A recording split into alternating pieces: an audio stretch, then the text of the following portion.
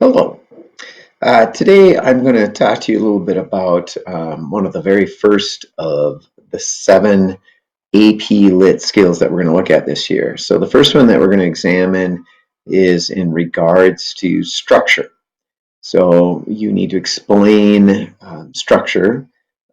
Basically, you're explaining how it functions. And in fact, that's what you're always doing. You're always, if it's setting or character, whatever it may be, you're always explaining how it functions within the story or within the poem, within the novel or the play.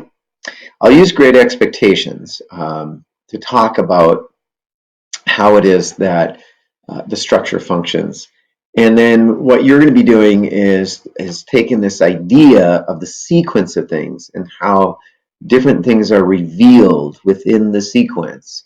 And you're going to be using that from here on out for the rest of the year. You'll use it even when you're going from one line of a poem to the next, or from one stanza to the next. In a short story, you might go from one instant to the next, or a short scene to the next. In a novel, we are looking at structure on a what we would call a macro level. There are typically larger chunks, so to speak, and we'll actually use that term later on in this course. We'll talk about chunking. So if we take like the first chunk, of course, of Great Expectations, you would be looking at Pip's childhood, okay? Living with Mrs. Joe and Joe Gargery. And so you could take that and you could break that down, of course, into further chunks, if you will. But I'm just going to take the novel as a whole, so I'll keep that as one big chunk, and we can say that there are a number of things that are revealed. Um, the first and most important one, of course, is Magwitch, the criminal who wants food, wants Pip to help him out, get a file. Pip absolutely does do this for him. And it first looks as though it's done out of fear, but if you re-examine that, you'll see some signs, some clues that there is maybe a sense of some sort of nobility on Pip's part. For instance, yes, he agrees to do it out of fear, but then he could have contacted the police. He could have had Joe help him out. Why doesn't he? Well, maybe there's something about Pip keeping his word that really begins to affect him, and that it isn't actually just his fear affecting him anymore. So there are signs in the beginning of Pip's integrity, his morality.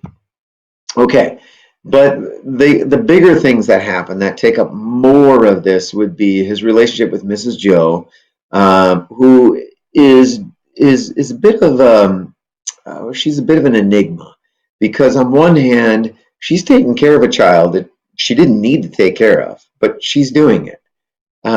It's not her child, and she's still raising that child. Now, of course, there's lots of references and somewhat sarcastic to being raised by hand. So that's the second part of the duality of Mrs. Joe, is that she's somewhat abusive. There's no getting around that. She's abusive to both Joe and to Pip, and so we see some of that. But we also see people living out in a very rural area, and they don't have a lot of money. They're not dirt poor by any means. Joe has his own forge, he's a blacksmith. But the key to this entire first chunk is this background. It's this rural background of people kind of living close to the earth. Lots of mentions of the marshes and the nature around the area, the weather, the fog rolling in oftentimes. And then also Joe as almost a comrade in arms, a bit of an emotional protector of Pip, um, looking out for him. So, okay, so that's basically the first chunk of the book. And I just explained basically what's revealed in that chunk, and it is the shaping of Pip, due to that rural background and those characters. All right, so you're going to take the next chunk, make a video back to me, and you're going to make it available to me where you explain the significance of that chunk.